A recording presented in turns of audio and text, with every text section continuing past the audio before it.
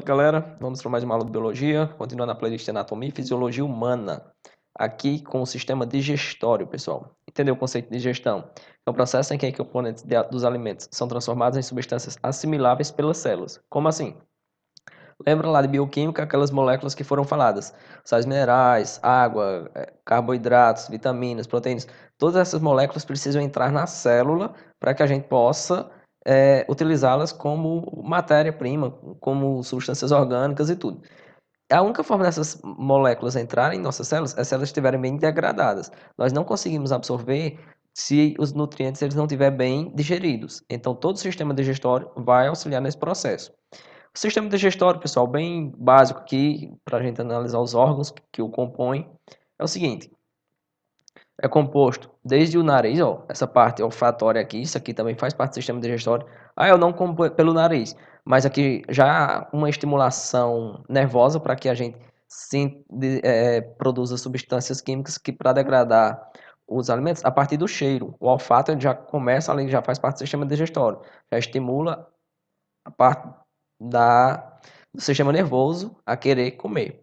A boca, aí na boca vai ter os dentes e tudo, a língua.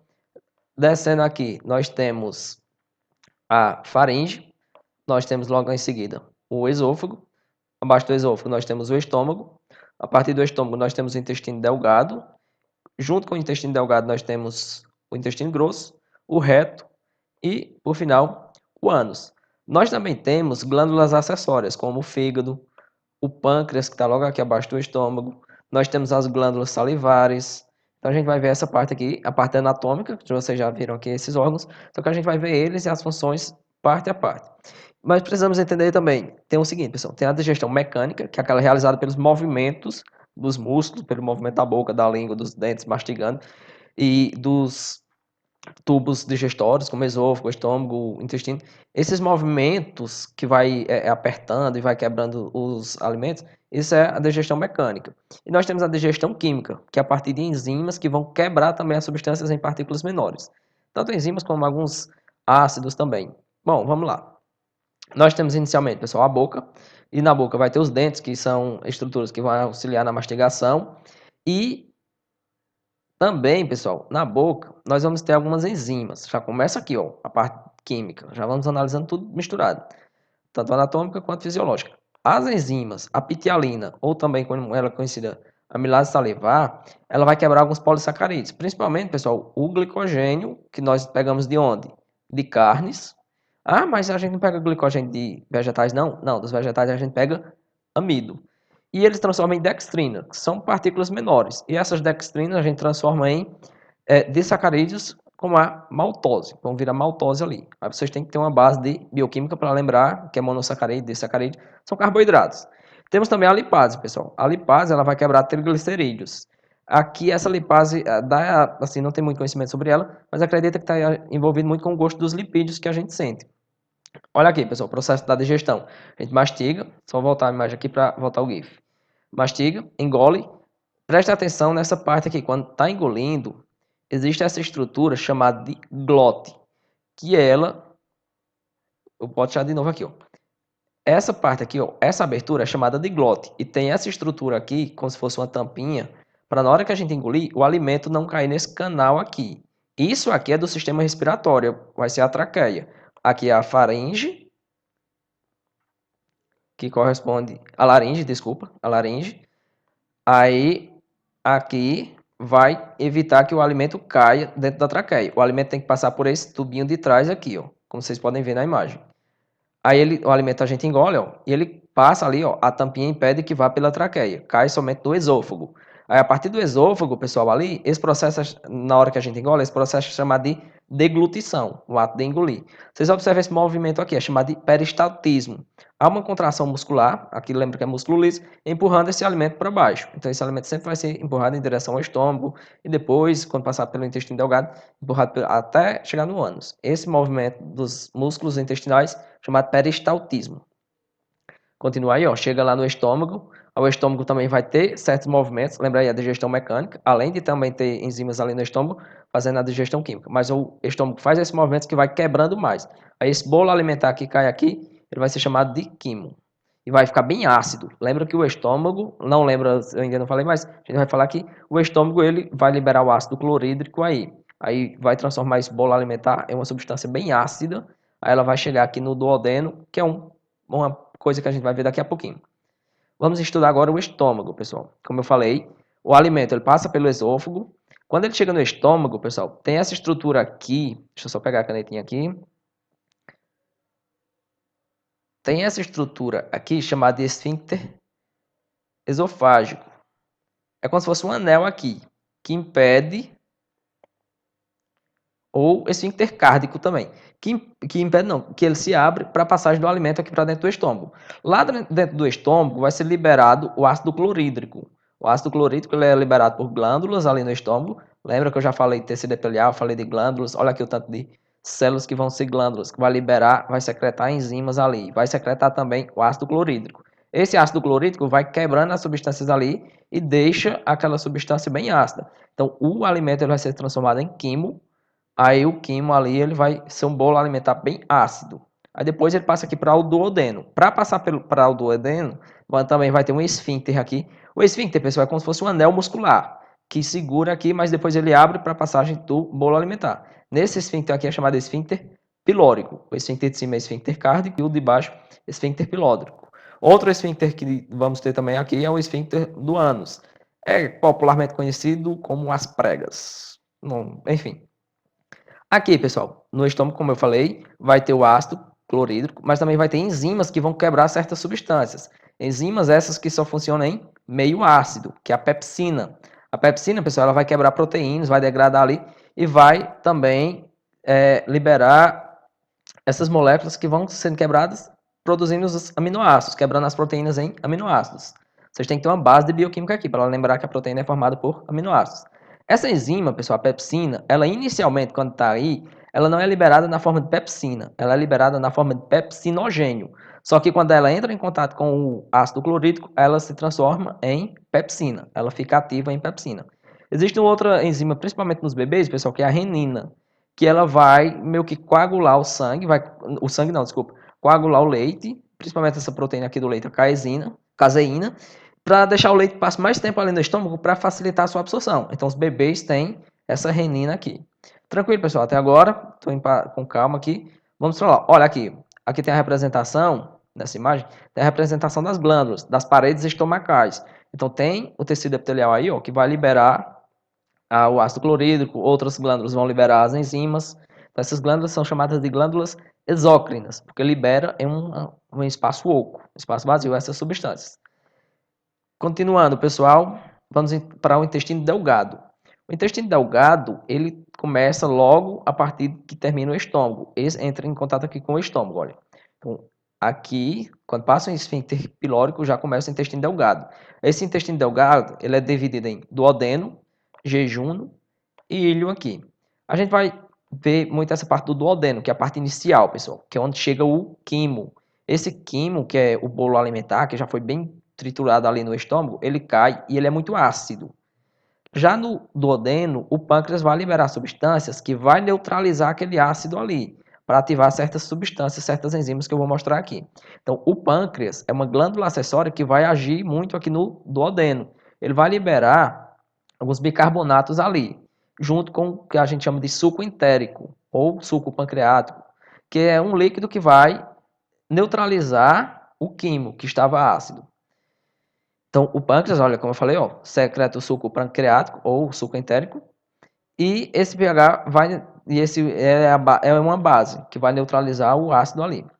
Aí aqui, pessoal, no duodeno, essas enzimas vão agir aqui, ó. Nós temos a enteroquinase, que vai transformar tripsinogênio em tripsina, eu vou já falar da tripsina. Nós temos a peptidase, que vai completar a digestão das proteínas, acaba de quebrar proteínas que não foram quebradas lá no estômago, vão ser quebradas aqui no duodeno, já do intestino delgado. Temos as carboidrases, que também vão atuar na digestão de sacarídeos, como a maltose. Lembra que a maltose, desde lá da boca, ela já estava aparecendo? Então, ela vai acabar de ser quebrada aqui. E a sacarose também, como a gente come fruta e tudo. Esses disacarídeos vão ser quebrados principalmente nessa região. Nós temos aqui, pessoal, outras enzimas. A tripsina e a quimotripsina. A tripsina, ela vem na forma inativa, na forma de tripsinogênio. só que ela é ativada e se transforma em tripsina, que vai digerir o quê? Vai digerir proteínas e peptonas. Eu não falei aqui nesse slide, mas as peptonas são quebradas a partir das proteínas. Então a pepsina ela quebra proteínas, aí libera aminoácidos e essas peptonas, que é um pedaço de proteínas menores. Só pegar a caneta, só um segundo. Temos a lipase pancreática, pessoal. Vai quebrar lipídios ali, ó. Transforma eles em ácidos graxos e glicerol. Vai facilitar a absorção desses lipídios ali. Nós temos a amilopsona, ou amilopsina, desculpa, que é também conhecido como amilase pancreática. Ela vai digerir polissacarídeos, como amido e glicogênio. Aí você diz, mas não foi quebrado lá na boca pela pitialina? Sim, mas vem um monte ainda tem muito glicogênio para ser quebrado. E eles vão acabar de ser quebrados aqui no duodeno. Temos as ribonucleases e desoxi. Aqui saiu errado, desoxi. Tem um S aqui, viu? Desoxirribonucleases, que vai quebrar RNA e DNA, respectivamente. Aqui, pessoal, as enzimas tripsina, quimotripsina e peptidase são liberadas aqui pelo pâncreas, pela glândula do pâncreas. E elas são, como eu falei, algumas delas são na forma inativa, tipo a tripsina. Ela é liberada na forma tripsinogênio. A quimotripsina é liberada na forma de quimotripsinogênio. E a propeptidase, ou as peptidase, é liberada na forma de propeptidase, em formas inativas.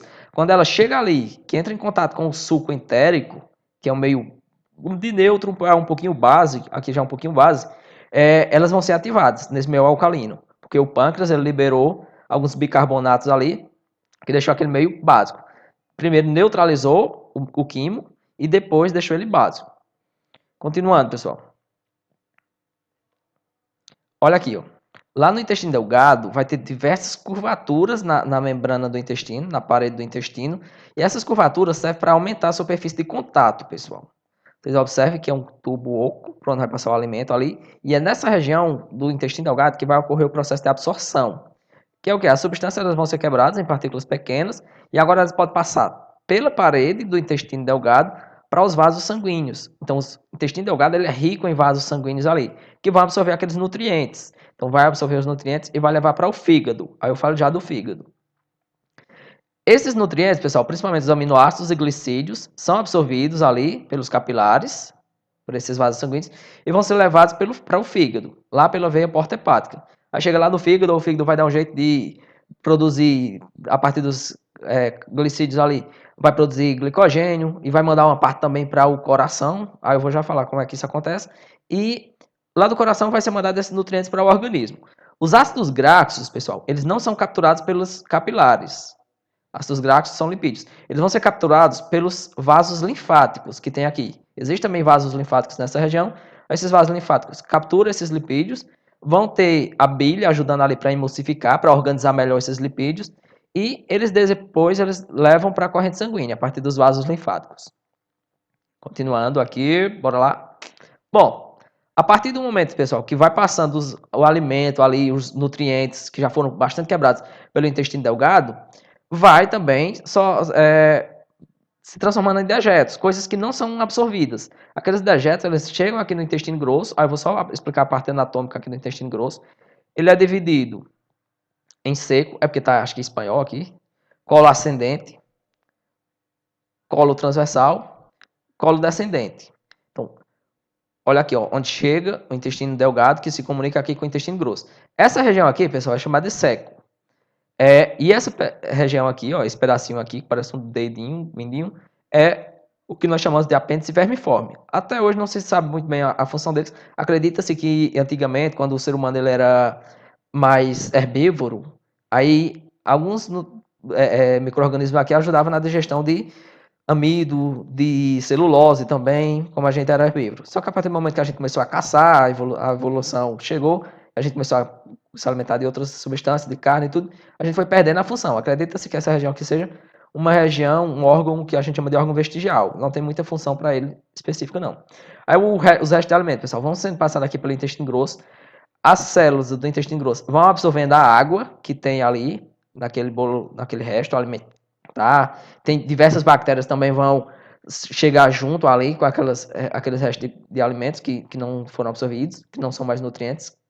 E vai ser vai sendo produzida as fezes. À medida que vai absorvendo a água, vai se transformando numa coisa mais pastosa, mais sólida, até chegar aqui no reto, que é no momento que vai dar a sensação da vontade de ir no banheiro, e depois é eliminada pelo ânus aqui. Bom, pessoal, às vezes a pessoa ela tem uma certa infecção intestinal que impede que absorva a água. Aí por isso que as fezes, às vezes, elas saem muito líquida, porque não teve capacidade de absorver a água, aí o que causa diarreia e tudo. E como eu falei, diversas bactérias estão presentes aqui, 30% das fezes geralmente é bactéria, mas essas bactérias são o que a gente chama de bactérias não patogênicas. Elas não trazem prejuízo para a gente, pelo contrário, elas até produzem diversas vitaminas que vão nos auxiliar ali, vitaminas que a gente não consegue produzir, como a vitamina K, por exemplo. Continuando aqui, pessoal, para a gente falar dos hormônios que vão ajudar na digestão e para mim falar também um pouquinho do fígado e do pâncreas, que são glândulas anexas ali. Eu sei que são nomes complicados, mas a gente vai precisar falar desses hormônios. Por quê, pessoal? A alimentação, o processo da digestão, como eu falei, ela começa já no olfato, na visão. A gente já vê uma comida, já sente vontade de comer. O cheiro já estimula o sistema nervoso. Então, tudo isso ali já, o sistema nervoso já começa no processo de digestão. Aí, quando você vê uma comida, já começa a salivar. Eu não falei, mas a pitialina, ela é liberada na saliva, que já auxilia no processo de quebra de carboidratos. Então a gente já começa a salivar, já começa a dar água na boca. Tudo isso é o sistema nervoso. Mas o sistema endócrino, que é o que vai produzir os hormônios aqui, também vai ser estimulado. Então é assim, pessoal. Vamos prestar atenção nesses hormônios aqui, ó. Nós temos a gastrina, que ela vai estimular a liberação de suco gástrico. Então, essa gastrina, pessoal, na hora que a gente está se alimentando ali, ó, essa gastrina que tem alimento ali no estômago, tá? A gente já sabe que vai chegar alimento ali no estômago. Esse hormônio ele já é estimulado. Ele já vai estimular o estômago a liberar o ácido clorídrico. Então vai ser estimulado ali. Aqui, ó, saiu errado esse nome aqui. Esfíncter pilórico. Não era para ter esse C aqui, não. Ela também estimula, pessoal, as contrações do esfíncter pilórico e o relaxamento do esfíncter cárdico. Não, o contrário. Ela relaxa o esfíncter pilórico e contrai o esfíncter cárdico. Então, aquela abertura e fechamento do esfíncter pilórico e cárdico para ir passando o alimento é controlado pelo hormônio gastrina. Como é que é esse hormônio ele é estimulado? Como é que ele vai ser liberado? A partir do momento que vai chegar alimento ali. Quando eu estou mastigando, eu já sei que vou liberar esse hormônio aí. Nós temos a secretina, pessoal. O quimo, ele é um meio ácido. Quando ele chega ali no duodeno, ele vai estimular a produção da secretina. A secretina vai fazer o quê, pessoal? Como ele é ácido, que eu falei, ó, o ácido, o quimo, ele deveria ter recebido muito ácido. Ele chega no duodeno ácido. O pâncreas vai neutralizar ele? Vai. Mas na hora que ele chega ácido. Aí esse ácido estimula a liberação da secretina. O que é que a secretina faz, pessoal? Olha aí, ela vai estimular a secreção pancreática rica em bicarbonatos. Então, olha, a partir do momento que chega uma coisa ácida ali, é que o pâncreas ele vai ser estimulado a produzir o bicarbonato para neutralizar. E também vai estimular a produção da bile. Eu vou já falar da bile, mas a bile ela vai ser produzida pelo fígado e vai ser armazenada na vesícula biliar. Então, já tem a bile ali pronta. Aí, a secretina vai estimular a liberação dessa bile aí, desse líquido ali, que vai ajudar na emulsificação, na organização dos lipídios para eles serem absorvidos. E vai estimular também a secreção do suco entérico. Então, o pâncreas libera o suco entérico, que é para neutralizar o quimo ali e tudo. E também para estimular a ação de outras enzimas, que só vai funcionar no meio ácido. Aí, olha aqui, pessoal. Outra coisa, outro hormônio, esse colecistoquinina, ou a pancreosina. Ele vai ser estimulado quando chegar lipídios ali. Então, quando chega lipídios no duodeno, aí esse hormônio ele vai ser liberado. Vocês vejam que um hormônio ele tem que ser estimulado. Alguma coisa tem que chegar para aquele hormônio ser liberado. Não é no sistema nervoso, que basta você ver que já começa a produzir alguma coisa. Não. Precisa chegar algum sinal químico para liberar esses hormônios. A gastrina. Tem que chegar alimento ali para a gastrina ser produzida. Para a secretina ser produzida, tem que chegar o quimo, que é ácido, ali no duodeno. Para liberar a colecistoquinina, tem que chegar gorduras ali, ó. Tem que chegar lipídios ali no duodeno. Aí, esse hormônio aí, pessoal, ele vai estimular a vesícula biliar a liberar a bile também. Ele vai auxiliar nesse processo. Mas tu falou que é a secretina? A colecistoquinina também. E também vai estimular o pâncreas a liberar o suco pancreático, que é o mesmo do suco entérico, viu? E outra coisa, pessoal, o quimo, quando ele chega ali, ó, no duodeno, ele estimula o hormônio inibidor, que é chamado enterogastrona. O que é esse hormônio inibidor, pessoal? Esse hormônio ele vai estimular, na verdade, vai meio que desestimular o peristaltismo. Lembra que eu falei o que é o peristaltismo? Que é a contração muscular que vai empurrando o alimento mais para frente, ali no tubo digestório. Então, ele diminui esse processo. Para quê? Para que o alimento passe mais tempo no intestino delgado e seja melhor absorvido, os nutrientes ali. Por último, pessoal, falar aqui só das glândulas anexas, que eu falei para vocês. O fígado, ele vai produzir a bile.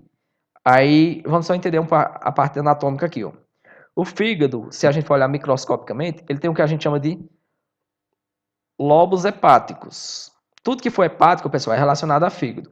Lobos. Aí esses lobos aqui vai ter diversas células e entre essas células vai ter os vasos sanguíneos. O fígado ele é bastante irrigado. Olha aqui, pessoal. Nós temos a veia porta-hepática. Essa veia porta-hepática, que é essa parte mais grossa aqui em azul, é o que leva os nutrientes do intestino delgado para o fígado. Entendo? Os nutrientes eles não vão diretamente para o coração. Eles passam para o fígado. Aí do fígado também ele recebe a artéria, que é uma ramificação da aorta ali, a artéria hepática. Aí que chega o sangue rico em gás e oxigênio. Sim, olha aqui, ó, da porta hepática chega os nutrientes que saiu do intestino para o fígado. Aí o fígado ele vai armazenar carboidratos ali, vai transformar em glicogênio, mas uma parte também ele vai levar pela veia hepática para o coração. A veia hepática ela entra em contato com a veia cava superior, ou inferior, desculpa, com a veia cava inferior, aí chega no coração. Aí do coração, esse sangue rico em nutrientes vai ser mandado para o corpo. Primeiro ele vai receber oxigênio e tudo, mas já está cheio de nutrientes. Aí vai ser mandado para o organismo, para os tecidos. A bile, pessoal, também ela vai eliminar algumas substâncias tóxicas, diversas toxinas, como o álcool, por exemplo, porque que quem sofre de alcoolismo ou quem tomou uns goró, diz, tô acabando com o fígado, porque o fígado é quem vai estimular a destruição dessas toxinas, o fígado é quem vai filtrar isso tudo. Alguns produtos de drogas, pessoal, outras drogas quando elas são quebradas, é o fígado quem vai destruir isso ali e vai produzir a bile para destruir isso ali.